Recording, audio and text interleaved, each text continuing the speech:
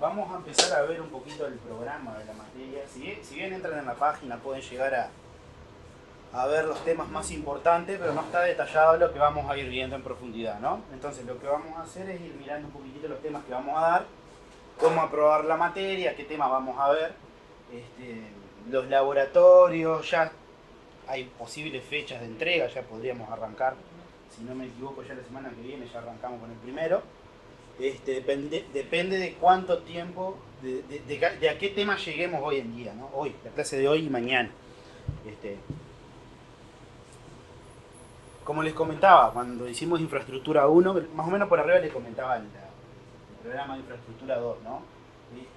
Básicamente es todas las materias que han tenido durante la carrera, que han visto muchos aspectos teóricos, principalmente en redes, ¿no? Redes, arquitectura, sistema operativo. Todos esos conceptos teóricos que han visto, ahora volcarlo en un ambiente práctico, principalmente orientado a redes, ¿no?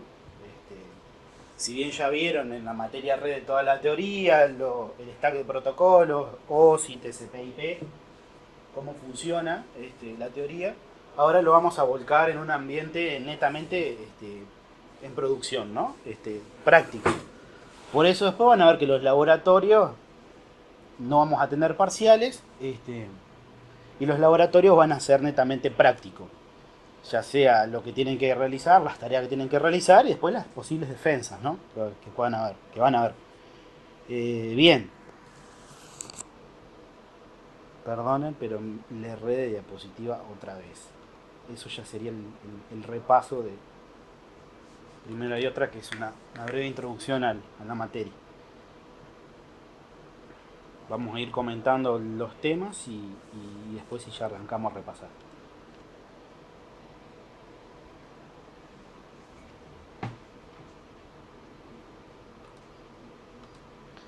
Bien, estas presentaciones ya la pueden encontrar en la página, están colgadas en la página.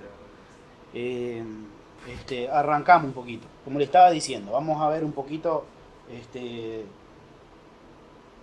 breves conceptos de redes, breves definiciones que nos van a servir para poder arrancar el primer tema. El primer tema en el programa es toda la parte de capa 2, de enlace de datos, de modelos y lo que es el switching, ¿no? Lo que es el switcheo y los distintos dispositivos. Vamos a hacer después de esta presentación un breve repaso en la capa 1, ¿no? La capa 1, ustedes saben que la capa física es media, a nivel de configuración en software es despreciable, ¿no? Porque a nosotros no nos interesa si dos nodos están conectados físicamente con un cable, si hay una conexión electromagnética, por ejemplo, utilizando ondas electromagnéticas, si hay una conexión óptica. Literalmente no nos interesa, ¿no? Básicamente todo el stack de protocolo que tenemos por arriba son los que nosotros vamos a estar utilizando, ¿no? ¿Qué significa esto? Si yo estoy trabajando con una topología en la cual es cableada, con cable de cobre, por ejemplo, perfectamente podría cambiar esa topología de cobre y pasarla a fibra óptica, por ejemplo, ¿no? Siempre y cuando los dispositivos me lo permitan, ¿no? Fibra óptica o una red inalámbrica o lo que sea. Bien, entonces, dentro de switching, primero vamos a ver lo que es la dirección MAC, lo que es la tabla de dirección MAC, cómo funcionan los switches, qué diferencia tiene un switch con un hub, operativamente cómo nosotros podemos utilizar uno u otro. Hay unos que funcionan bien en un ambiente y hay otros que en otro. Hay que saber bien qué elegir en alguna determinada topología, ¿no? Por lo general, el 80% de esta materia en la parte de redes vamos a estar trabajando con dispositivos Cisco. Configurarlo, ya no vamos a estar utilizando switches y routers domésticos, ya vamos a estar utilizando algo más empresarial, algo que sea más robusto. Ya no va más esos switches de 300 pesos, ¿no? 500 pesos, eso que podemos encontrar en cualquier tienda de informática. Y todo tiene un motivo, ¿no? No es que vamos a utilizar estos porque la marca es buena o porque el proveedor es uno de los más conocidos, sino que básicamente es por la robustez que tienen, ¿no? Esto lo vamos a ver.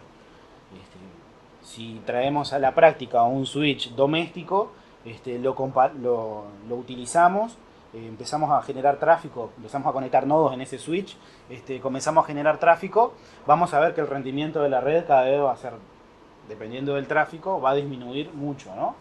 En cambio, si utilizamos un switch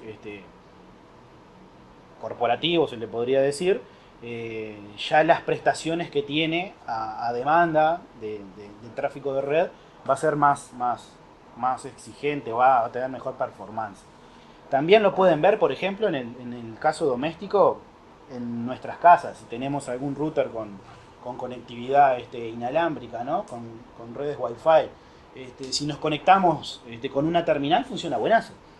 Pero donde nos entremos a conectar 5 usuarios a la misma vez, al mismo dispositivo, 10 usuarios, 20 usuarios, 30 usuarios, vamos a ver que el rendimiento cada vez va a ser bajo, tirando a malo, y en algún momento vamos a tener problemas que no vamos a tener conectividad, que un equipo no toma dirección IP, vamos a tener conexiones y desconexiones de forma aleatoria.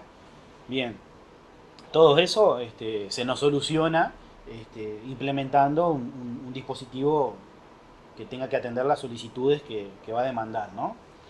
Entonces, bueno, vamos a ver los diferentes dispositivos Cisco. Vamos a estar trabajando con un simulador, que ya me han comentado que en redes han trabajado armando topología, que es el Packet Tracer. También hay un emulador, ya deja de ser simulador, que se llama GNS3 también, que es bastante pesadito, pero podemos emular todo el sistema operativo de los dispositivos Cisco, de la línea router, switch, firewall y demás. Y también vamos a estar trabajando en el laboratorio. Hay un rack acá que está todo desarmado. Vamos a dedicar una clase o un par de horas a que lo armen, para ir jugando un poco también con el tema de cableado estructurado. Esa es otra de las cosas importantes, ¿no? La idea también de la materia es que ustedes en este semestre, que es muy poco tiempo, puedan ver en un ambiente de producción qué herramientas se utilizan, cómo se utiliza, si tengo que tirar un cable, por dónde lo voy a tirar, si tengo que elegir un cable con un proveedor, cuál voy a elegir. No es lo mismo una red de 10-100 megabits que de 1 gigabit. No es lo mismo si tengo dispositivos que me generen ruido que se me pueda acoplar a las señales de datos. Hay que tener en cuenta eso. Si tiene un cable cerca de un motor, por ejemplo, de un aire acondicionado, ¿no? Del compresor de un aire, o de una heladera, por ejemplo, eso genera cierto campo magnético que afecta las señales de datos que van por el cable cobre, ¿no? En algunos casos tenemos que tener en cuenta eso y vamos a ir interiorizándonos hasta el punto de armar un rack con su patchera, su PS, poder monitorearlo, sus switches también y todo eso. Bien, entonces después vamos a ver lo primero que hay que hacer con los dispositivos, que es darle de alta una dirección de capa 3, una dirección IP. Vamos a ver lo que es el gateway, el default gateway, la puerta de enlace predeterminada, las diferentes sesiones que vamos a tener.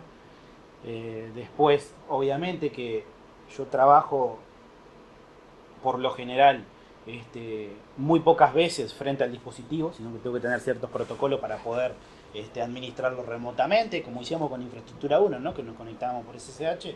Bueno, acá va a ser lo mismo, nos vamos a conectar utilizando Telnet o SSH.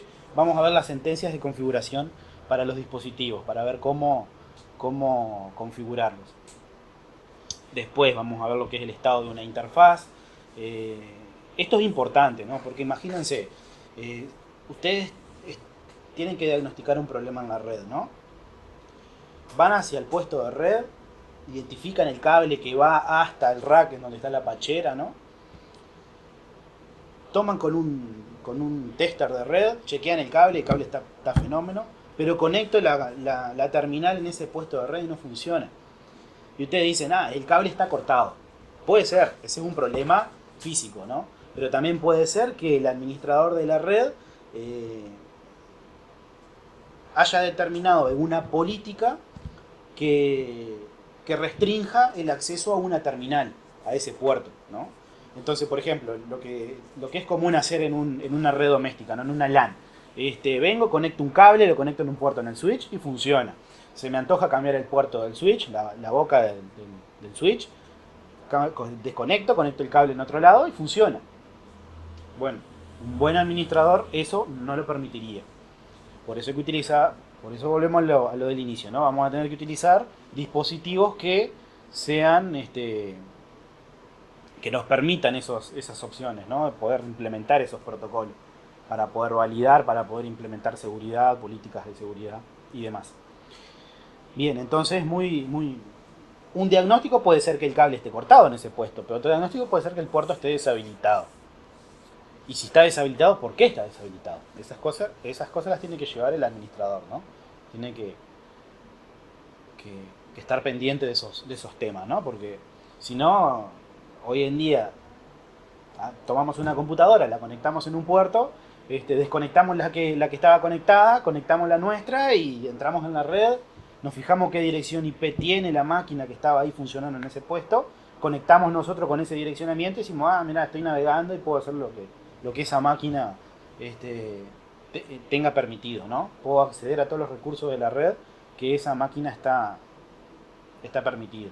Entonces nosotros tenemos que tratar de evitar eso, ¿no? Tratar de decir, bueno, si hay un vivo que me desconecta un nodo de la red y conecta a otro, tratar de alguna manera de bloquear eso, ¿no?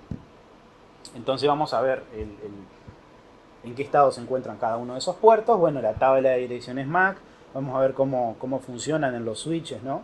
Después vamos a ver que cada switch tiene un control sobre cuáles direcciones MAC están conectadas en cada uno de los puertos. Entonces, tiene una gran base de datos, ¿no? Eso hay que tenerlo muy en cuenta y saber administrarla también, ¿no? Porque después vamos a ver que hay muchos ataques que se pueden llegar a hacer manipulando esa tabla de direcciones. Bien, el port security, que es lo que te estaba comentando, de poder validar una dirección MAC en un puerto físico. Y bueno, un nombre distintivo, el hostname, para poder identificar un dispositivo en la red, ¿no? Bien. Después, también vamos a ver una forma de poder conectarnos al switch. Vamos a ver los entornos que son de modo diagnóstico o modo usuario, si lo miramos como el sistema operativo, ¿no? El modo dual, de tener un modo de diagnóstico y otro modo de administración. Entonces vamos a ver cómo ingresar en una sesión, en otra, y poder determinar qué privilegios tenemos, ¿no? Qué podemos hacer en ciertas sesiones. Después, bueno, vamos a ver cómo encriptar el acceso, las contraseñas, agregarle un timeout a una sesión que se establece para poder finalizarla. Parece sencillo, pero la creación de un banner es muy importante también, poder distinguir cada uno de los dispositivos, poder dar aviso a quien se conecta de ciertas restricciones que puede tener, ¿no? Ciertas acciones legales que puede tomar la empresa cuando quiero acceder a un dispositivo y no estoy permitido, ¿no? Sí, un banner. Seguro, básicamente parece algo sencillo, que es un mensaje, pero en realidad se usa mucho, ¿no? Para poder decir, bueno, a partir de acá puedo iniciar acciones legales contra vos y bueno, abstenerte las consecuencias, por ejemplo. Monitoreamos la sesión, grabamos todo lo que el usuario ingrese y bueno, después abogado de por medio y se le fue el hackeo al fulano. Bien, también vamos a especificar una velocidad de puerto, que esto por lo general ya hoy en día las tarjetas de red negocian, ¿no? Cuando conectamos. Me imagino que en redes deben de haber visto que si querían conectar dos nodos que sean del mismo tipo, tendría que utilizar un cable cruzado, ¿no? Un cable que tenga una norma 568A en un lado y 568B en el otro. Bueno, eso hoy en día ya casi que se dejó de usar porque las tarjetas negocian al momento de detectar actividad y de manera lógica determinan esa negociación y realizarían el cruzado, le podría decir. También es importante porque puede haber muchos dispositivos que no funcionen, todavía no tengan o Se me viene dispositivos de red, por ejemplo, un reloj de huellas, por ejemplo, para marcar. Por lo general esos dispositivos no traen una tarjeta de 1 gigabit. ¿Por qué? Porque bueno, no es necesario tampoco, ¿no? Ya con una tarjeta de 10-100 megabits, por lo general ya funciona más que suficiente. Pero si mi topología no lo permite, yo tendría que tener algún mecanismo para, si tengo un switch gigabit, por ejemplo, poder cambiarle el tipo de conexión y decir, bueno, en este puerto no va a haber una conexión gigabit, sino que va a haber una conexión de 10-100 megabits. Entonces todo eso tendría que permitirme, ¿no? Eso vamos a lo que es el modo, la velocidad del puerto. Bueno, por security de nuevo. Y bueno, también otra cosa importantísima es la creación de LAN virtuales, ¿no? O VLANs. Entonces vamos a ver cómo segmentar de una manera lógica un, un, un dispositivo, un switch físico, ¿no? Para poder tener diferentes LANs virtuales, se le podría decir. Eso también, después vamos a ver lo que son el link que conecta, por ejemplo, dos switches y en esa conexión tiene que ir un etiquetado de cada paquete va etiquetado con un número de VLAN, ¿no? Entonces, ese enlace, que vamos a ver que son los enlaces troncales, son los que van a etiquetar cada paquete correspondiente a cada VLAN con un numerito, con el numerito de identificación de la VLAN. Después vamos a ver un protocolo que se llama BTP para poder centralizar el tema de las VLAN, poder gestionar de alguna manera, de decir, bueno, tengo un servidor de VLANs, un switch que funciona como servidor de VLANs, y lo que hago es, en el caso de que tenga que dar de alta una nueva VLAN, en vez de ir dispositivo por dispositivo dándola de alta, la doy de alta en un lado solo y ese automáticamente se carga de propagar eso a los demás switches, ¿no? Poder crear un servidor de VLANs. Bien, después que vimos toda la etapa de conectividad, acá va a ver su respectivo laboratorio también. Este sería el primero. Vamos a pasar a capa 3, a capa de red. Entonces, acá vamos a ver vamos a ver protocolos prácticos de ruteo, ¿no? Hacemos un breve repaso del sistema binario, el protocolo IPv4, que es el que vamos a usar, lo que es el direccionamiento con clase, el direccionamiento sin clase, y vamos a hacer un repaso de lo que es el subneteo también de redes, que eso ya lo deben haber visto en redes, ¿no? Acá lo vamos a volver a utilizar. Bien, vamos a ver direcciones dentro del protocolo IPv4, ¿no? Direcciones públicas, direcciones privadas, direcciones de unicast, de broadcast y de multicast. Y después vamos a ver ejemplos prácticos de protocolos de enrutamiento. Primero vamos a analizar y a utilizar una topología en donde no existan los protocolos de enrutamiento, en donde el enrutamiento sea estático, o sea, nosotros tenemos que darlo de alta, nosotros tenemos que estar indicándole a cada router cómo acceder a cierta red de destino, por qué IP reenviar sus paquetes, y después vamos a ver la implementación de protocolos de enrutamiento dinámico, como son los del tipo vector distancia y los de enlace estado. Van a ver que vamos a utilizar una métrica que puede ir desde calcular por cuántos routers tengo que pasar para poder llegar a mi destino, o de realizar algún cálculo en los diferentes enlaces que tenga el router para determinar por qué camino seguir, ¿no? Por qué router enviar cierto paquete. Ahí también vamos a hacer el laboratorio correspondiente. Van a ver que hay en algunos casos que funciona muy bien el enrutamiento estático, y van a haber otros casos en el cual, dependiendo de las características de la red, del tamaño que tenga, pues nos puede convenir implementar un protocolo dinámico. Bien, también vamos a ver un ejemplito utilizando también este enrutamiento a nivel de sistema operativo, no solo en dispositivos de red, ¿no? En dispositivos Cisco, sino que también en router, sino también en host. Podemos crear diferentes entradas estáticas en la tabla de enrutamiento del sistema operativo y poder hacer ciertas topologías bastante interesantes. Bien, después, visto todo eso, vamos a analizar un poquitito y a configurar varios de servicios IP, ¿no? Por ejemplo, arrancamos con el DHCP, que por lo general lo utilizamos para dar de alta un pool de direcciones y el servidor se encarga de brindar dentro de ese pool, dentro de ese rango de direcciones que no se estén utilizando en la red, ¿no? Ese sería el uso más común que se les da, ¿no? Pero también después vamos a ver en la parte de infraestructura la posibilidad que nos da DHCP de enviar parámetros. Es decir, podemos mandar una dirección IP de un servidor de archivo para que el cliente vaya a buscar el sistema operativo en ese servidor de archivo. Podemos enviar el nombre también del archivo para poder ir a ese servidor de archivo y poder obtener ese archivo con ese nombre y descargarlo. Podemos enviarle el nombre de un servidor iSCSI que se llama, que es un protocolo que, imagínense, tenemos un disco virtual creado en un servidor de archivos y el servidor de DHCP le manda los parámetros necesarios al host que solicita la IP, le manda los parámetros de qué disco duro bootear también dentro de ese servidor en la red. Entonces el host, que puede ser una terminal tonta, es decir, que no tenga un medio de almacenamiento embebido, sino que lo consulte a través de la red. Eso está más que interesante, ¿no? Buenas topologías se pueden armar con eso.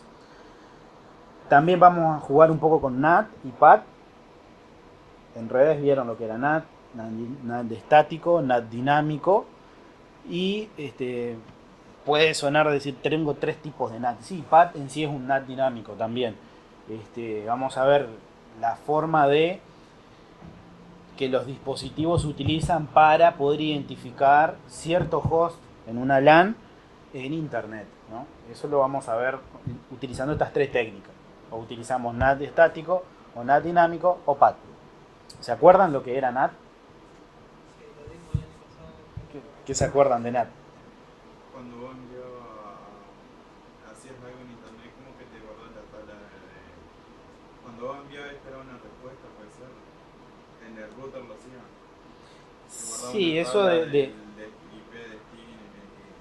sí, eso es lo que sería PAT, que sí, básicamente funcionaría de esa forma. Pero la idea de NAT es, si yo tengo una red que tiene, por ejemplo, 10 computadoras, y quiero que esas 10 computadoras salgan a internet, se identifiquen en internet, en un principio... Le asignaba como idea a cada una y cuando hacía una petición, guardaba cuál era la computadora que había hecho esa petición y cuando volvía y era lo que se encargaba de dársela a la computadora correcta. Bien, seguro, eso es lo que es la forma de funcionar de PAT. O sea, imagínense, si quieren identificar un host de una LAN en internet, tienen que tener una IP pública, ¿no? Tener tantas IP públicas como host tengamos en la red es muy caro, es carísimo y no es viable, ¿no? Entonces, ¿qué nos sirve? Un NAT estático nos permite, tengo X direcciones públicas, la mapeo a X direcciones, a X host privado de mi LAN, ¿no? Eso sería una forma. Cuando un host está pagado, la asociación, la IP pública no va a estar respondiendo, no tiene nada que identificar en la red, ¿no? Entonces, cada IP pública que yo contrate está asociada a un host específico. En NAT dinámico tenemos un spool de direcciones públicas.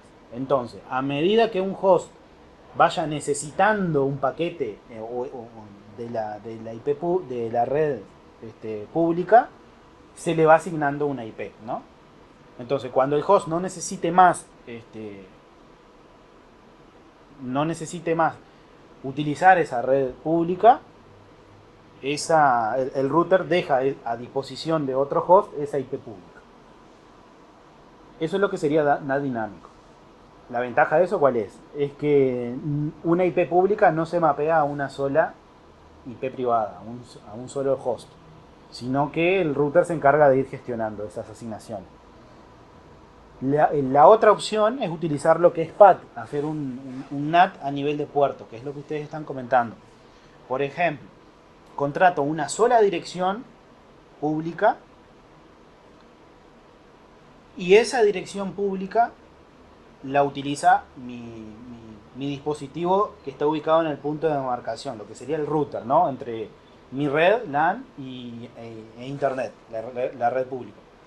Entonces, ¿qué hace el router? Como ustedes lo estaban diciendo, hay una asociación de IP privadas, ¿no? Hay un rango de direcciones de IP privadas. Cuando un host necesita enviar un paquete a la red pública, el router, el paquete sabemos que tiene un remitente y un destino. Tiene IP de origen, puerto de origen, IP destino, puerto destino, ¿no?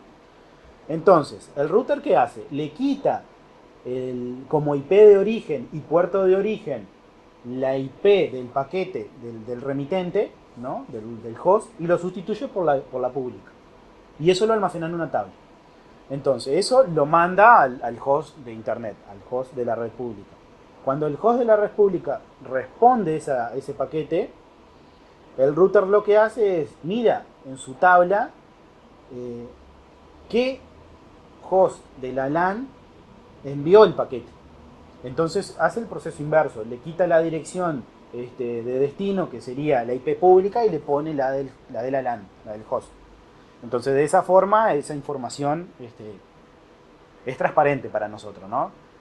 Tenemos un límite también. Lo que hay que tener en cuenta es que tenemos 65.536 puertos para poder hacer esa redirección. O sea, si tuviéramos una LAN más grande, que 65.536 hosts, PAT no nos serviría. Tendremos que buscar una alternativa ahí. Bien, seguimos. Después vamos a ver el protocolo NTP.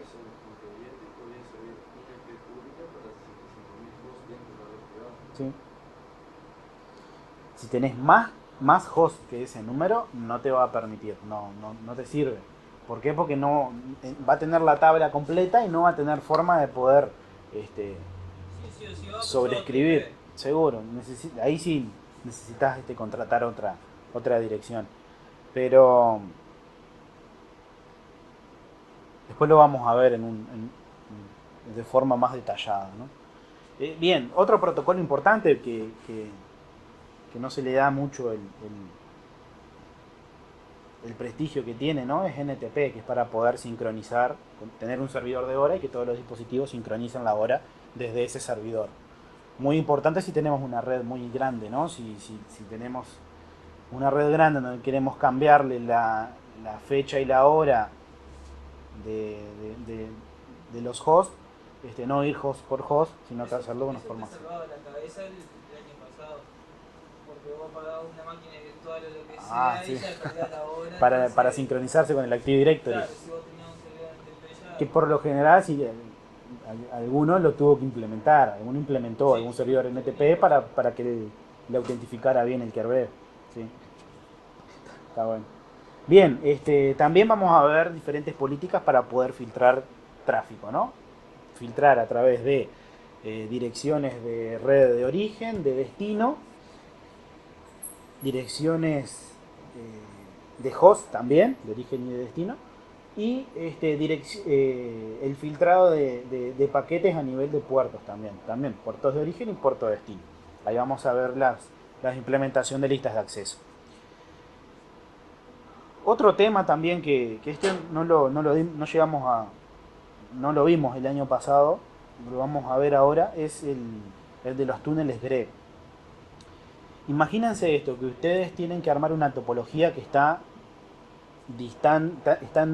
tiene una topología que tiene dos nodos en diferentes ubicaciones físicas.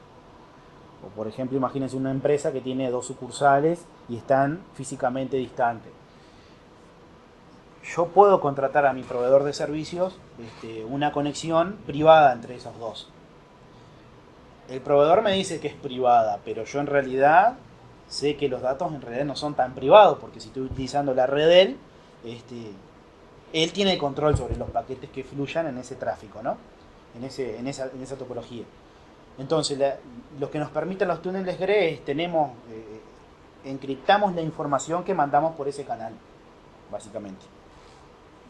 Tenemos un medio público, que sería la red del proveedor, encriptamos la información, tenemos los dos nodos conectados por esa red pública, encriptamos la información en cada uno de los nodos y podemos enviar información sin problema, ¿no? Una idea similar son utilizando Internet como esa topología de un proveedor, y ahí utilizar los que son las VPN, las redes privadas virtuales. Eso vamos a verlo también, que hoy en día con las velocidades de conexión que tenemos, son bastante rentables, ¿no? Para que tengan una idea,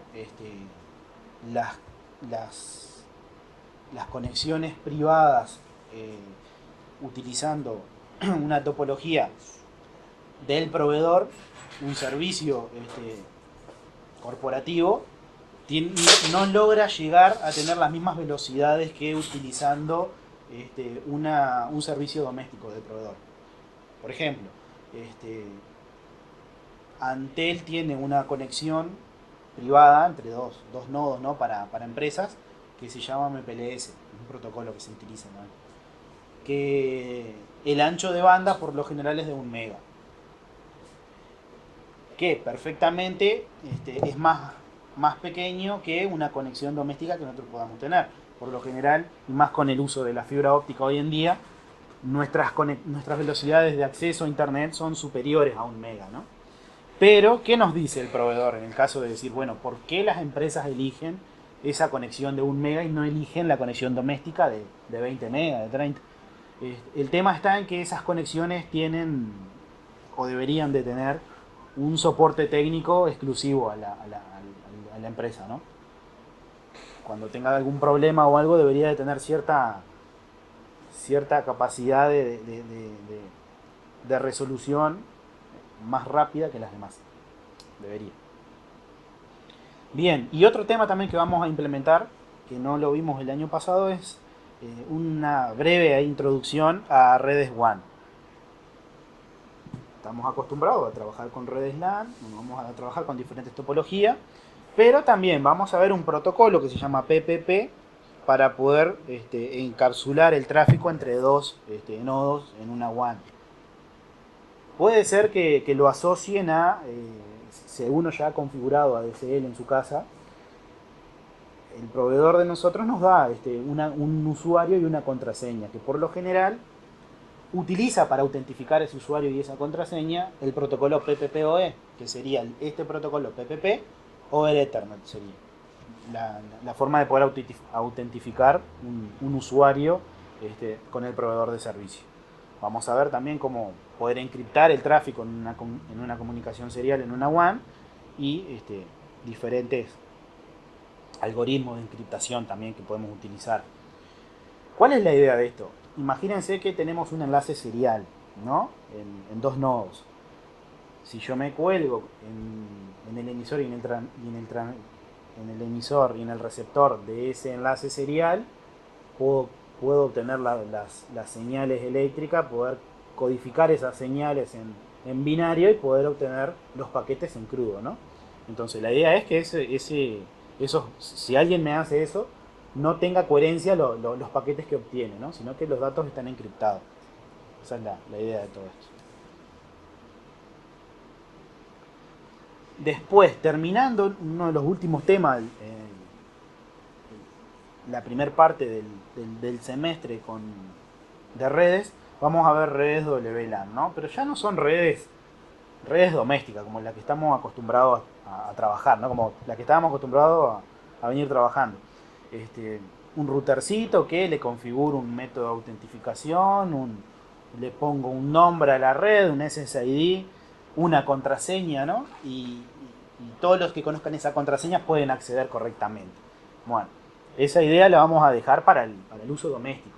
Nosotros lo que vamos a ver son enlaces punto a punto, enlaces multipunto, antenas, tipos de antenas, por lo general las que vamos a estar trabajando acá, que son las que tenemos en el laboratorio, antenas del tipo panel, del tipo rejilla, ventaja y desventaja, qué es la polarización también, porque tenemos que tener en cuenta, no es colgar una antena arriba de una torre, de una base, ¿no? Y está, ¿no? Básicamente tenemos que tener en cuenta la polarización que tiene, la altura, si tiene visibilidad directa o no, ambos nodos. Los access point también, que son muy útiles para poder darle conexión a conexión inalámbrica a un punto de la red. Y después vamos a ver por último redes hotspot. Estas redes hotspot básicamente son redes que nunca se han conectado a una red que los redirige directamente a una página en Facebook, por ejemplo. Básicamente, también en la playa hay unas redes. Básicamente, ¿cómo funcionan esas? Ustedes se conectan sin tener un nombre de usuario, por ejemplo, ni contraseña. Se conectan y el tipo detecta que hay tráfico en esa sesión inalámbrica y tiene una base de datos, una cookie, que identifica al host que ingresó en la red, en esa red. Entonces, si existe esa cookie, significa que el host está validado. Si no existe, lo envío, por ejemplo, a una página en internet, a Facebook, para que me dé un me gusta, por ejemplo, para poder navegar.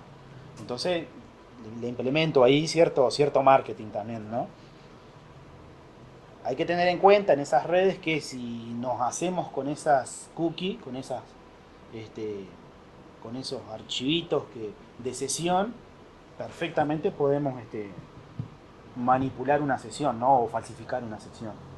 Hay que tener en cuenta, son redes muy peligrosas, no son para producción, ¿no? Son para, contrato un servicio, si tengo una empresa con algún local y quiero ofertarle internet a mis clientes, no voy a utilizar nunca la red privada mía, ¿no? Lo que voy a hacer es contrato un internet aparte, una DSL aparte, y ingreso una red hotspot independientemente de la red de producción que yo tengo. Obviamente, si acá en Paysandú hacen una pequeña investigación, van a ver que no todos utilizan router corporativos, no todos tienen firewall, no todos utilizan ciertos dispositivos. ¿Qué significa eso? Que me conecto con esta contraseña a la red y automáticamente puedo ver a todos los hosts de la empresa.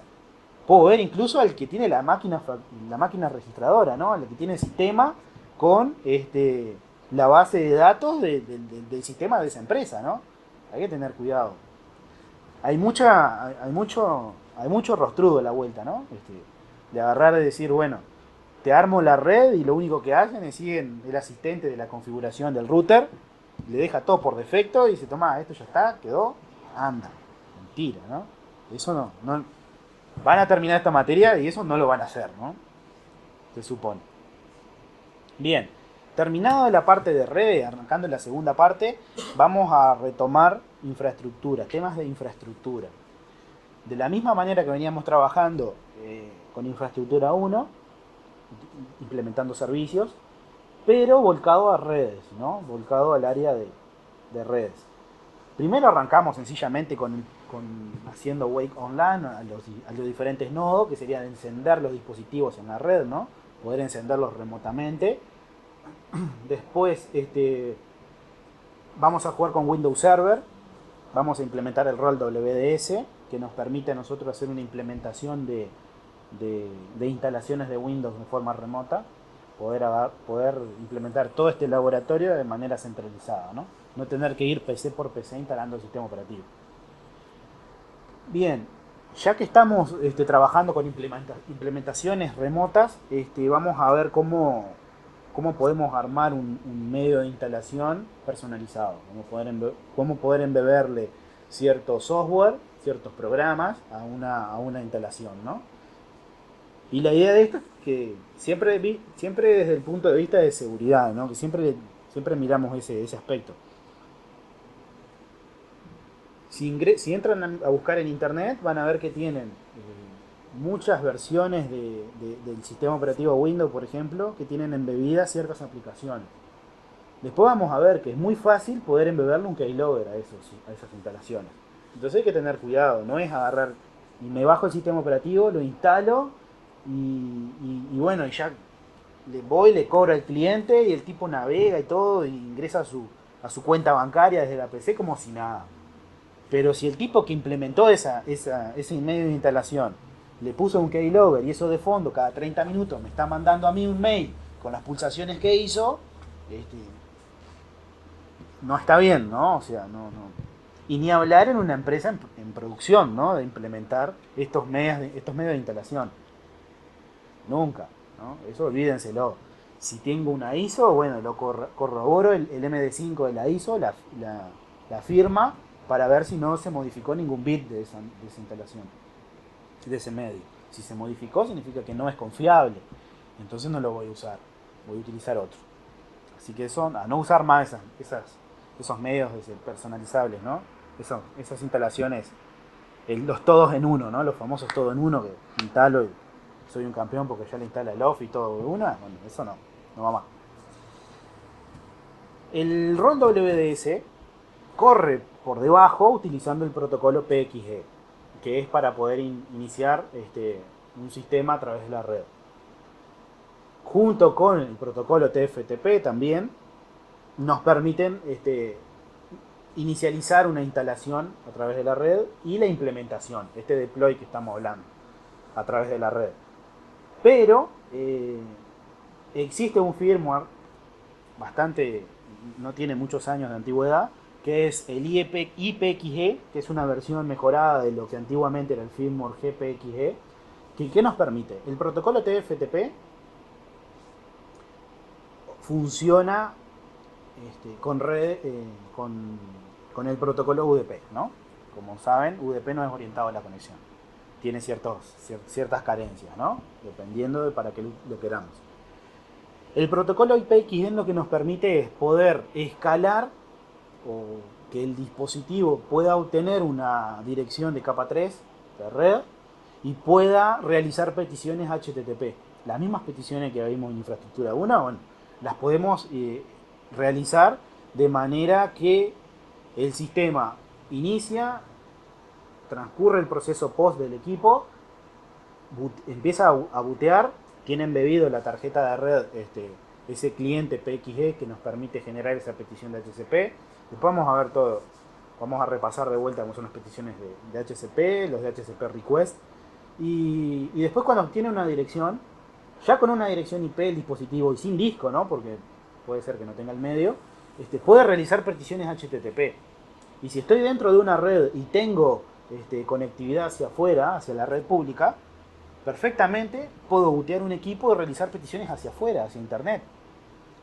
Y esas peticiones lo que pueden ir es desde obtener el menú de booteo a través de internet, a través de una petición HTTP, hago un get de tal página y me trae el archivito con los menús, las opciones, hasta poder descargar la ISO, tener un archivo en un servidor HTTP, por ejemplo, un archivo .iso, un sistema en extensión .iso, descargarse y cargarse en RAM, ¿no?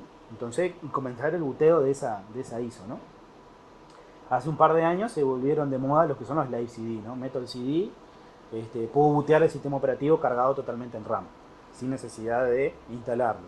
Bueno, básicamente acá lo que podemos hacer es lo mismo, pero en vez de utilizar un medio como sería el CD, hacerlo todo a través de la red.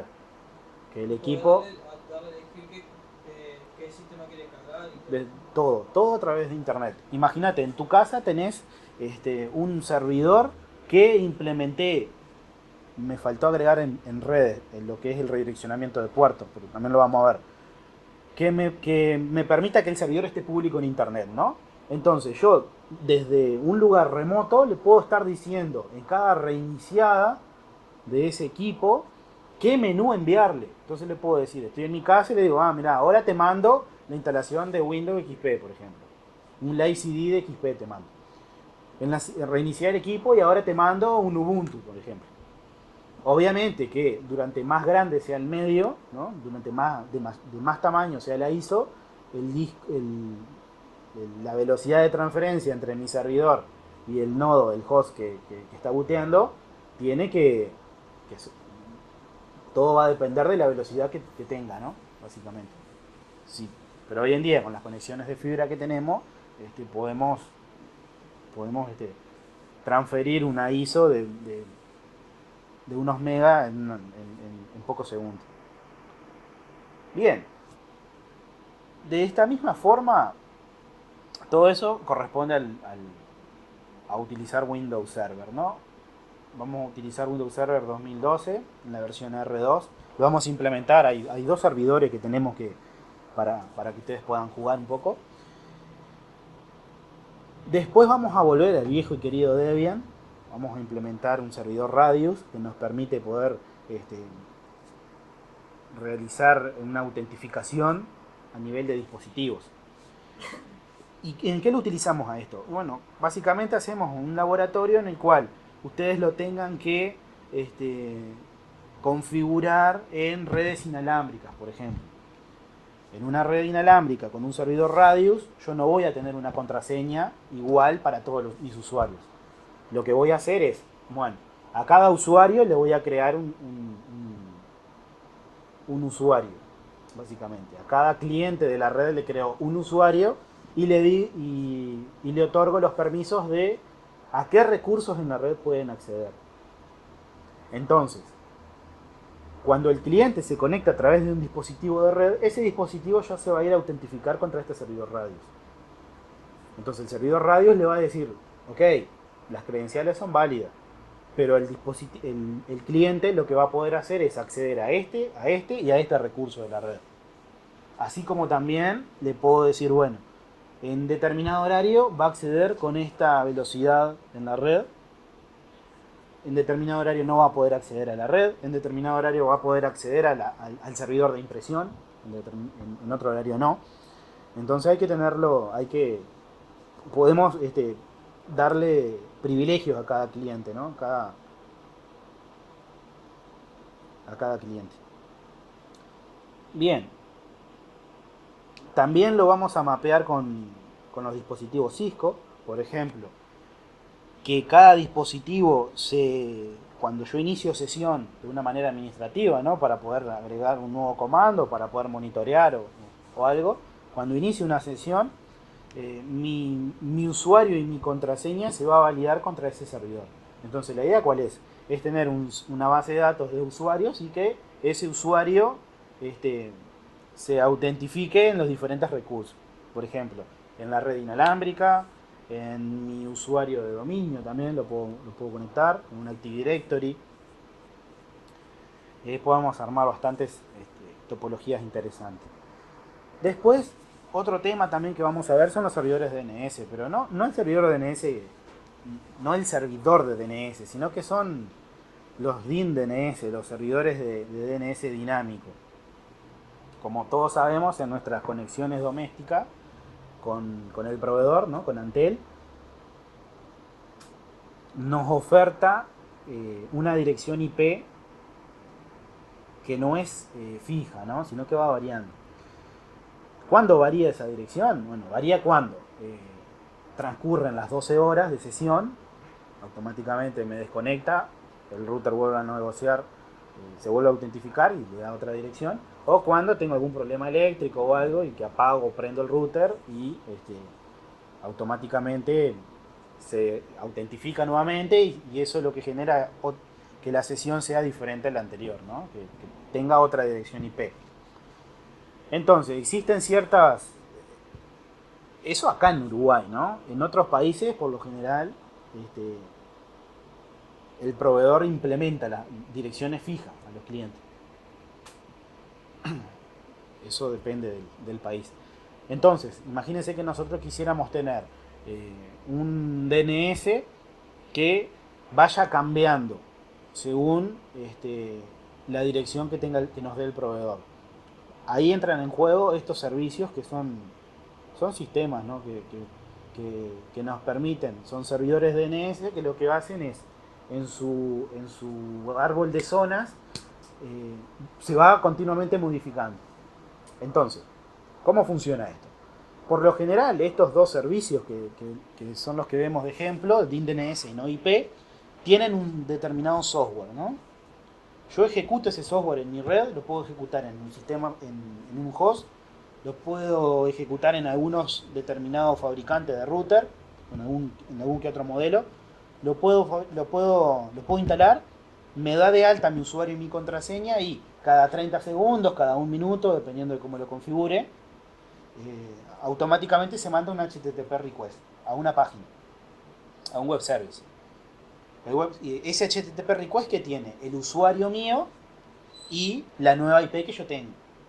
El HTTP request ya tiene IP de origen, le manda a mi usuario como parámetro y el tipo ya sabe, mirá, desde este usuario me está notificando desde esta IP. Entonces cada vez que cambia la IP, porque el proveedor me la cambia, ese HTTP lo que se encarga de ese request es de notificar el cambio. Esa es una forma. O si no, podemos hacerlo utilizando scripting también. Hacemos un script, lo dejamos programado cada cierta cantidad de tiempo, vaya notificando, vaya generando de forma manual ese HTTP request. Esa es otra forma que la podemos hacer. Entonces, no necesitamos saber cuál es mi IP, ¿no? No tengo que saber en todo momento qué dirección IP tengo para acceder a la red de mi casa, por ejemplo. Sino que me registro, asocio un DNS a mi usuario que me registré, instalo el programa y después me conecto a ese DNS. Esto después lo vamos a ver qué usos le podemos dar.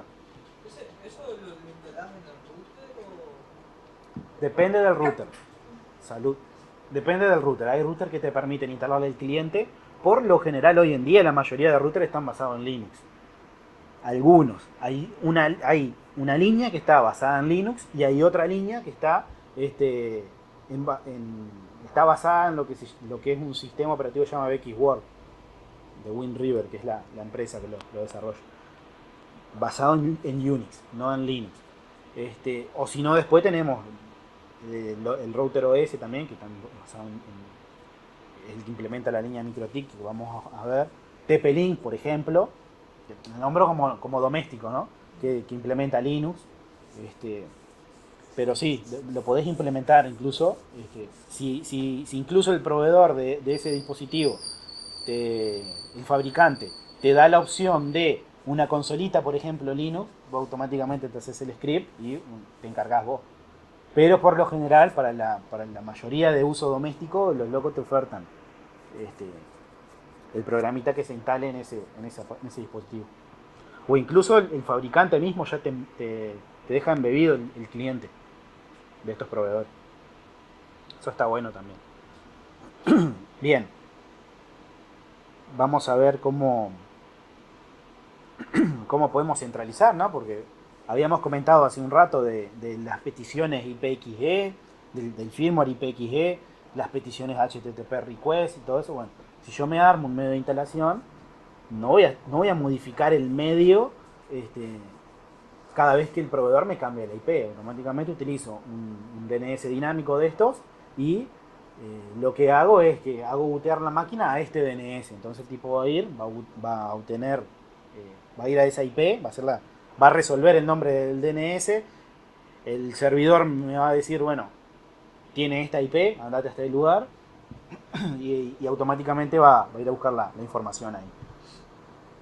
Bien. Después también un breve laboratorio. Vamos a implementar los servidores proxy, más que nada para poder ver las ventajas que nos ofrece un servidor proxy. No es compartir internet y que todos los hosts accedan a través de un equipo, ¿no? Sino que tenemos que tener cierto control, poder optimizar los paquetes también, poder optimizar el ancho de banda, poder establecer ciertas políticas, poder monitorear, entre comillas, qué hace cada usuario. Por ejemplo, en este caso, no lo detallé en la diapositiva, pero el proxy es un proxy HTTP, ¿no? Vamos a tener proxy, hasta proxies de HCP vamos a ver.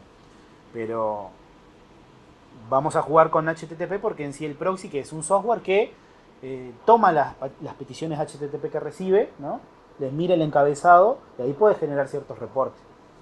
Entonces ahí puede generar reportes, puede generar restringir el acceso a cierto lugar, también a ciertas páginas, a cierto usuario. en ciertos momentos del día. También está muy de moda la telefonía IP también, ¿no? Se dejó un poco las antiguas centralitas analógicas. Vamos a jugar con telefonía IP, con telefonía VoIP, perdón. En particular vamos a jugar con el servidor Asterix. Vamos a crear un servidor Asterix. Después vamos a manipular un poco los clientes que venimos trabajando de Windows, ¿no? Cómo poder administrar, cómo poder brindar asistencia remota a un equipo, por ejemplo.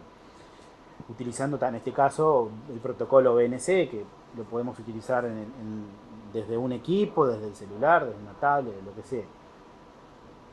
BNC, para el que no lo conozca, es el protocolo base de la aplicación TeamViewer, si la han utilizado. Es el protocolo base. Eso vamos a ver cómo funciona, cómo implementarlo y los diferentes tipos de conexión. Porque ¿qué significa? Si yo estoy en una red y me quiero conectar a otra máquina, conozco la IP, la máquina tiene que tiene que estar ejecutando el servicio de asistencia remota, ¿no?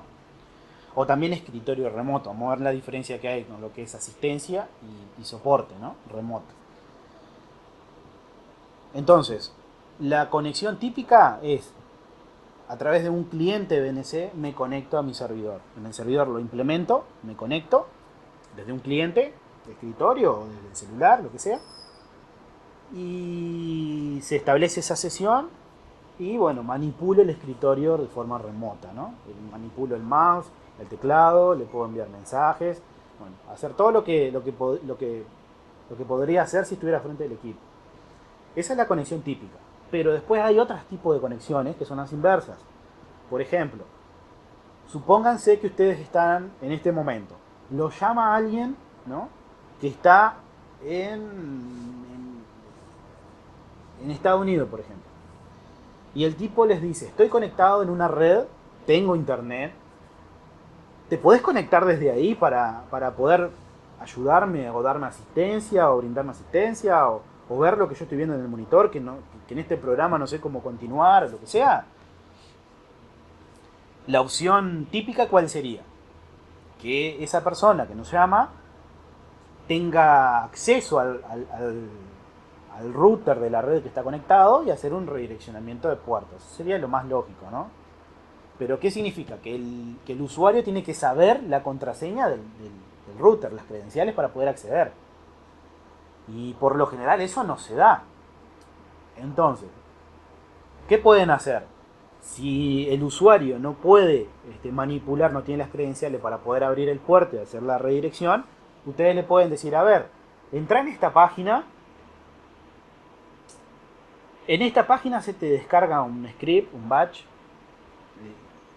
Supongamos que el tipo usa Windows, ¿no? Si usa Linux sería lo mismo. Se descarga un bat.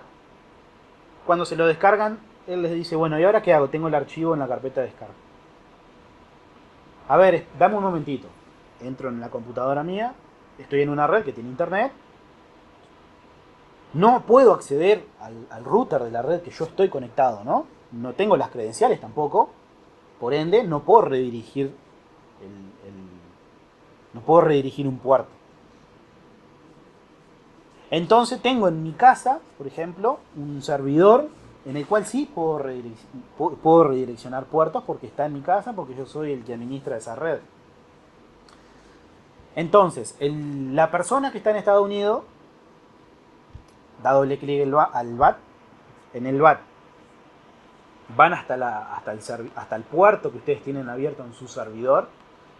Ustedes en la red que están acceden a otro puerto de ese servidor y ese servidor se encarga de hacer el mapeo, hace la conexión, hace lo que se llama un túnel. Entonces, ¿qué les permite eso? Les permite que si no tienen acceso a administrar la red en la que ustedes están y si tienen visibilidad sobre una red externa, en una red pública en internet, ustedes pueden hacer ese tipo de conexión, de decir, bueno, mira, dale doble clic a este archivo y automáticamente yo me voy a conectar a tu máquina.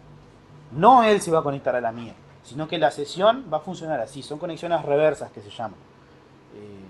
Yo me conecto a la máquina de él, sin saber las credenciales del router de aquí o del router de la red en la que esté él. Entonces con eso vamos a jugar un poco con las conexiones BNC inversas. También lo vamos a ver con con SSH también. Nosotros con SSH podemos crear túneles inversos. Para eso también tenés que tener el servidor DNS. Tenés que tener el servidor DNS en el caso de que tengas un servicio que la IP se renueva. Claro. Bueno, también seguimos jugando con invocación de procedimientos remotos. Por ejemplo, imagínense que están administrando una red que tenga, no sé, 10.000 computadoras. De esas 10.000 computadoras, necesitan que se abra un navegador y vaya a una página que ustedes digan. En todas esas computadoras. Entonces ustedes no van a ir conectándose por BNC a las máquinas y decir, bueno, abro el navegador, copio la página, abro el navegador, copio la página, así voy en cada una de las máquinas. No, ni ahí. Ustedes lo que van a hacer es ejecutan de alguna forma remotamente esa petición. Entonces, hacen un for ahí, recorren todas las direcciones IP, por ejemplo, y le envían el procedimiento de iniciar este proceso, que es del navegador, y le pasas este parámetro, que es la dirección web. Entonces, automáticamente ahí se les despliega en el navegador en todas las máquinas de esa red, esa página en ese navegador que ustedes determinen. Eso está muy bueno, ¿no? Hay que tener cuidado también con eso. Si caen en malas manos, esa página puede ser cualquier cosa, ¿no? Habíamos comentado que íbamos a... que me había faltado en la diapositiva agregar lo que en la sección de redes, el redireccionamiento de puertos. También lo vamos a hacer en Windows a eso. Nosotros vamos a ver que les doy una topología de ejemplo. Estamos en una red en donde un host tiene permitido acceder a un recurso en la red, pero otro host que está dentro del mismo rango IP no. Entonces, ¿qué puedo hacer? Que hay que tener cuidado de que no hagan, ¿no? De que no te hagan. De que en la máquina que tiene prohibido acceder a ese recurso, se redireccione a la máquina que sí tiene permitido acceder. Entonces, la máquina que tiene permiso actúa como proxy. Eso lo vamos a ver en Windows, cómo Windows permite ese redireccionamiento de decir, bueno, si yo quiero que una petición se envíe a través de esta máquina, ¿cómo puedo hacerlo que a través de esta otra salga por esa máquina? Por ejemplo, ¿se acuerdan que las peticiones HTTP tienen una IP de origen, ¿no? Que es vamos a suponer que es la de la LAN, quien realiza la petición, ¿no? ¿Se acuerdan que en infraestructura 1 habíamos hecho un laboratorio que logueábamos todas las peticiones HTTP? Generábamos archivos log con las diferentes peticiones que se hacían. En esas peticiones, ¿qué había? Estaba la IP de origen que hizo la petición, a qué recurso hizo la petición, qué dato, qué tipo de petición fue, fecha y hora y todo eso, ¿no? Bueno, imagínense acá, si no tengo en cuenta esto y me pueden hacer el redireccionamiento de puertos en Windows, en el sistema operativo, un usuario podría generar peticiones HTTP desde otro nodo en la red y registrar la dirección IP de origen de otro nodo. Entonces, estoy en una red, genero peticiones HTTP contra un servidor para hacerle, por ejemplo, un ataque de negación de servicio, y no lo voy a hacer con mi IP de origen, lo voy a hacer con la del fulano que me permite hacerlo. Con mi proxy sería, ¿no? Envío todas mis peticiones HTTP a fulano genera la petición y toda la culpa va a caer sobre el fulano, ¿no? ¿Por qué? Porque en el servidor, quien tiene la IP de origen de la petición HTTP, ¿quién es? El proxy, el fulano. Hay que tener cuidado con eso. Vamos a jugar con los BNC inversos también para poder conectarnos. lo que les decía, los túneles SSH, que son muy importantes, porque por ejemplo, esto hay que tenerlo en cuenta, no para hacerlo, ¿no? Sino para, en el momento que estemos trabajando en el área, que no nos los hagan a nosotros, ¿no? Seguro, no ser el fulano. Entonces, porque ¿qué pasa? Después toda la culpa le va a recaer al administrador de la red. Entonces, imagínense, tengo una red en la cual está filtrado totalmente el acceso a internet. O sea, puedo tirar un ping, por ejemplo, a una máquina en internet, pero no puedo generar una petición HTTP. ¿Por qué? Porque el firewall me lo está trancando. Entonces, ¿qué puedo hacer? Tomo el caso en este caso es el túnel SSH, pero tomo el caso del ping porque es muy, muy importante, ¿no?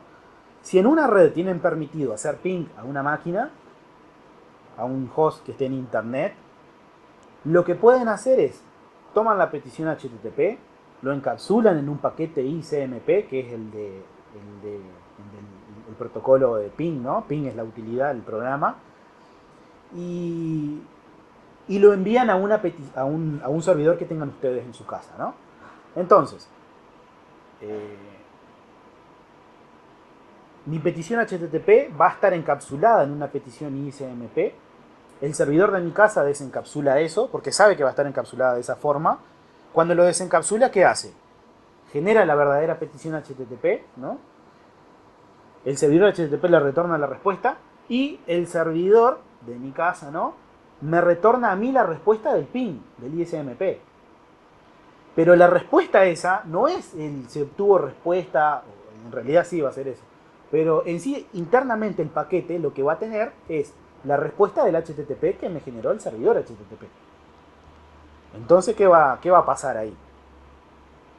En una red, si solamente tengo permitido hacer ping, pero no navegar en internet, encapsulo el tráfico de internet en ISMP, en el protocolo, y navego, puedo abrir páginas, navegar normalmente. ¿A qué voy a estar atado?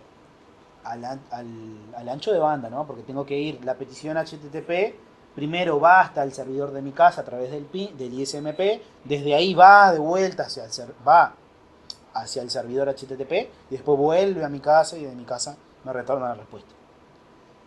Si lo comparan con las velocidades de hoy en día, imagínense, tener acceso a internet en un lugar que está totalmente filtrado es ganador, ¿no? Imagínense imagínense eso en un banco, que ustedes puedan navegar en el banco, en la red de producción de un banco, y debería de estar totalmente filtrado por el firewall y tengan navegación de esta forma. Que pueden hacer cualquier cosa ahí, ¿no? Pueden generar un malware de aquello. Bien, después, también visto desde las terminales, también en Windows, vamos a ver la switches internal para poder diagnosticar fallas. Capaz que acá vamos a tomar aquellas instalaciones personalizadas que les decía a ustedes de que consiguen en internet. Una buena práctica de esto es, me bajo la instalación, la instalo en una virtual, y en la virtual le ejecuto esta serie de aplicaciones, ¿no? Este suite de diagnóstico, y van a ver que van a haber procesos aleatorios que se van a empezar a cargar, van a ver que van a generarse peticiones HTTP a host con unos DNS totalmente extraños, enviándole información puede ser de cuando ustedes ingresan a alguna página o algo, enviarle las credenciales. Su cuenta de Steam también puede ser, ¿no? Pasó con un compañero hace unos años, ¿no? De que instalando aplicaciones a lo loco, sin saber el riesgo que tenían, una de ellas le embebió un keylogger que lo que hizo fue capturarle cuando ingresaba a Steam, cuando se lanzaba el proceso de Steam y comenzaba a autentificarse. Entonces, a veces es mejor dejar la autentificación recordada, porque no se genera no ingresamos nosotros con el teclado, por ejemplo, y a veces no, porque si nos capturen esas credenciales, marchó, tenía asociada una tarjeta de pago. Bien, todas esas utilidades de diagnóstico. Por último, ¿cómo probamos el curso? Bueno, la diferencia es con infraestructura 1 es que no hay parciales. Esto es una aprobación meramente en los laboratorios, ¿no? Entonces, lo que hay que hacer en los laboratorios es aprobarlos a todos. Cada laboratorio, de la misma manera que infraestructura 1 tiene una defensa grupal. Lo que les decía, en los laboratorios, dependiendo de qué temas estemos dando, por lo general trabajamos con el simulador, lo miramos y vemos que cumpla con todos los requisitos, ¿no? Cada una de las letras que cumpla con los requisitos que se piden. Pueden aparecer requisitos opcionales que sean de motivación para ustedes, como se hizo en infraestructura 1. Pero el laboratorio final también, acuérdense que durante el curso vamos a estar trabajando también con el hardware, no solo con el simulador. Entonces, en el laboratorio final puede aparecer alguna implementación que ustedes tengan que hacer en el router, en algún router, alguna topología sencilla, ¿no? También puede ser que yo venga, les deje la topología funcionando y ustedes la dejan funcionando, les digo, bueno, salgan un momentito para afuera, le desconecto todos los cables, le cruzo para acá, no sé qué, le invierto ahí, apenas le aflojo un poquito un conector RJ45 ahí y después vengan y ustedes tengan que solucionarlo. Eso también puede ser. Y cuenta, ¿no? La otra cosa que digo por todo lo que se vio, lo que se han visto años anteriores, no pueden pasar si no saben configurar un router. O sea, si yo me siento y les digo, bueno, a ver, configurame un router, configurame una IP, y ustedes queden ahí, clic, clic, clic, clic, no les puede pasar. Es lo mismo que en los laboratorios. Se puede, estamos en el aula, pueden acceder a páginas en internet, pero obviamente que en cada defensa lo que se va pidiendo son cosas que en internet no van a encontrar tan fácil. Entonces, a veces internet juega en contra en esos casos, ¿no? Porque les puede... Se ponen nerviosos, entran a ponerse de mal humor y bueno, el tiempo empieza a pasar. Bien, lo último, en esta introducción vamos a ver los laboratorios y cuántos laboratorios serían y un estimativo de las fechas. Bien, en total 10 laboratorios y un laboratorio final, que el laboratorio final engloba los 10, ¿no? Entonces, el laboratorio 1, como les comentaba al principio, va a ser de switching y enrutamiento estático. Esa fecha es tentativa, va a cambiar. Vamos a ver en esta semana hasta qué tema llegamos. Pero para que tengan un estimativo vieron que los laboratorios no van a ser más de 2 semanas, en el último de los casos, el final, que es un poco más largo, son 3 semanas, casi 4. Bien, el laboratorio 2, enrutamiento dinámico. Laboratorio 3, servicios IP, DHCP, NAT, listas de acceso. Laboratorio 4, servicios IP, túneles GRE, VPN. Laboratorio, bueno, me quedaron invertidos ahí, ¿no? Pero es laboratorio 5, enlaces WLAN y redes hotspot. Laboratorio 6, WAN PPP, ese es bien sencillo. Me quedaron invertidos los números, ¿no? Me quedaron mal, sí. Bien, yo los corrijo cuando los subo a la página. Laboratorio 5, enlaces WLAN y redes hotspot. Laboratorio WDS y IPXE. El otro laboratorio de radios, DIN-DNS. Otro laboratorio de proxy. Otro laboratorio de VoIP. Creación de un IBR, que es un menú interactivo, ¿no? Cuando veamos telefonía VoIP, cuando veamos Asterisk, vamos a ver cómo crear scripts que nos permitan ir interactuando con el usuario. Por ejemplo, ¿se acuerdan que en infraestructura 1, en uno de los laboratorios, hicimos un par de peticiones con text to speech, ¿no? De mandarle un string y que nos devuelva un audio. Bueno, básicamente acá podemos decir, bueno, llamo a cierto número y dependiendo de quién sea yo, que me identifique mi número, me diga ciertos mensajes. O fulano de tal, por ejemplo, alguna centralita que, por ejemplo, en el caso de los taxis, ¿no? Que cuando ustedes llaman y dicen, se les enviará un móvil a tal número, a tal dirección. usted se encuentra en tal y tal lugar.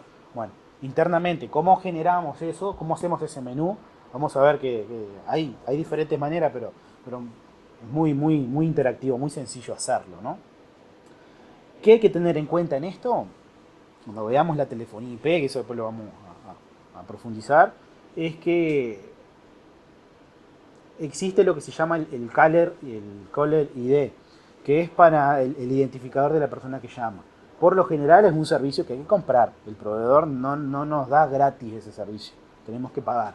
Entonces, si tenemos una centralita y queremos determinar el número del que llama, tenemos que contratar ese servicio. Después, el último, el laboratorio de redireccionamiento, conexiones inversas y túneles SSH. Y por último, sí, el laboratorio final, que englobaría todos los laboratorios anteriores. Los 11 laboratorios. Quedaron mal la numeración ahí, pero los corrijo. Pero sí, la semana que viene ya arrancaríamos con el laboratorio 1. ¿Preguntas o algo?